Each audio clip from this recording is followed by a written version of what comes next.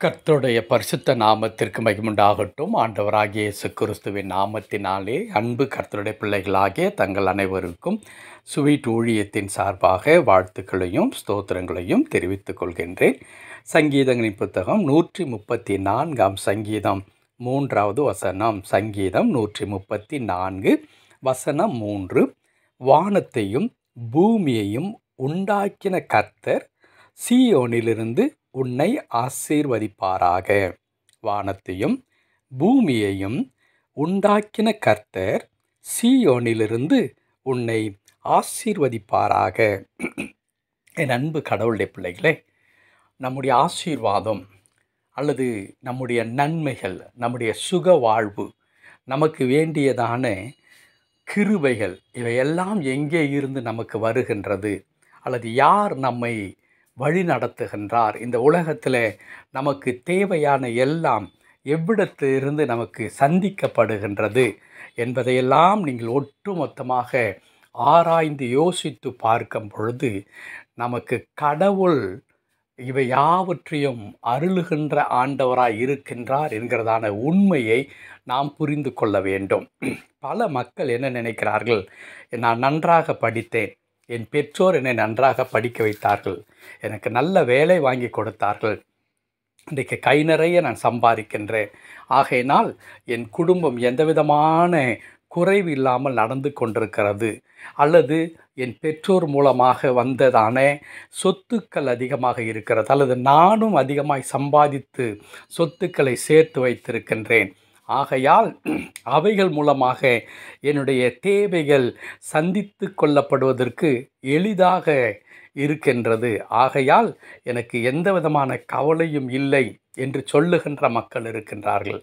என் அன்பு கடவுளுடைய பிள்ளைகளே, அப்படி நிகழ்கின்றது ஒன்றும் தவறு அல்லவே அல்ல. பெற்றோர் நம்மை நன்றாக படிக்க வைக்கிறார்கள், நல்ல வேலை வாங்கி தருகிறார்கள், நமக்கென்று எதிர்காலத்திற்கென்று சொத்துக்களை சேர்த்து வைக்கிறார்கள், அதை பிள்ளைகளுக்கு தாராளமாய் கொடுக்கிறார்கள். இவைகள் தவறு அல்லவே அல்ல. ஆனால் அவை எல்லாவற்றையும் தாண்டி அவற்றில் இருக்கிறதான ஒரு உண்மையை புரிந்து கொள்ள வேண்டும்.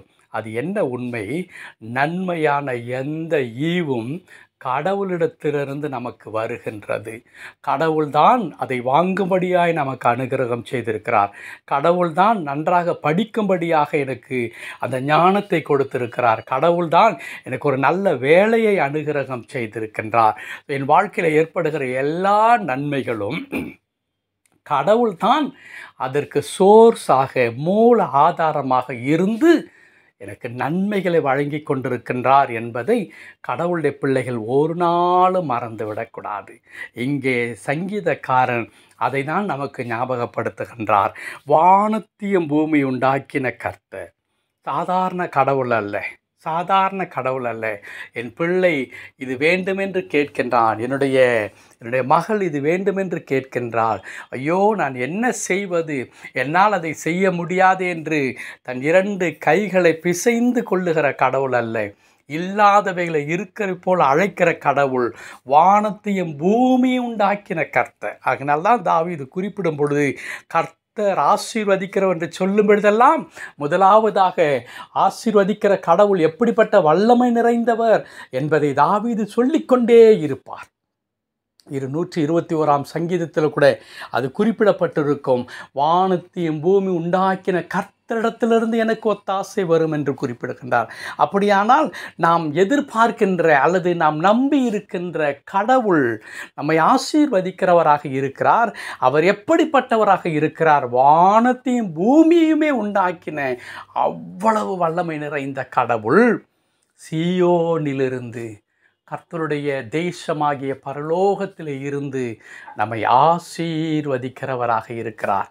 என் அன்பு கடவுளுடைய பிள்ளைகளே, இந்த வசனத்திலே இருந்து நீங்கள் விளங்கிக் கொள்ள வேண்டிய ஒன்று என்ன? கர்த்தர் உங்களை ஆசீர்வதிப்பதற்காக அவர் காத்து கொண்டிருக்கிறார். அல்லது எந்தெந்த நேரத்திலெல்லாம் உங்களுக்கு நன்மை வேண்டுமோ அதையெல்லாம் சரியான நேரத்தில் கொடுப்பதற்கு அவர் சித்தமுள்ளவராகவும் இருக்கிறார். அதை அனுதினமும் செய்து கொண்டும் இருக்கின்றார். அந்த கடவுள் எப்படிப்பட்டவர்? சாதாரணமானவர் அல்ல, வானத்தையும் பூமி உண்டாக்கினவர். அப்படியானால் அது என்னத்தை நமக்கு சொல்லித் தருகிறது? வானத்தையும் பூமி உண்டாக்கினவர் என்ற சத்தியம் எதை சொல்லித் தருகிறது? வானத்தையும் பூமியுமே உண்டாக்க முடிந்த கடவுளுக்கு உங்களுடைய தேவைகளை சந்திப்பது லேசான காரியம். மறந்து விடாதீர்கள். இவ்வளோ பெரிய பிரச்சனையில் நான் மாட்டிக்கொண்டேனே, இவ்வளோ பெரிய தேவையில் இருக்கிறது, என் வாழ்க்கை சூனியமாகிவிட்டது, எனக்கு இவ்வளோ பெரிய வியாதி வந்து விட்டது, நான் என்ன நடக்கும்? இல்லை, கவலைப்படாதிருங்கள். வானத்தையும் பூமி உண்டாக்கின கடவுள் உங்களுக்கு அற்புதத்தை செய்ய வல்லவராயிருக்கிறார். ஜெபிக்கலாமா? கிருபை நிறைந்த நல்ல ஆண்டவரே, உமக்கு நன்றி செலுத்துகிறோம். நீர் சீயோனிலிருந்து எங்களை ஆசீர்வதிக்கிறீர். என் தேவன் வல்லமை நிறைந்த கடவுளாயிருக்கிறீர். தொடர்ந்து எங்கள் ஒவ்வொரு வாழ்க்கையிலும் அப்படிப்பட்ட கிருபைகளை தாரும், பொறுப்படுத்திக் கொள்ளும். மீட்பர் நாமத்தில் பிதாவே, ஆமென், ஆமென்.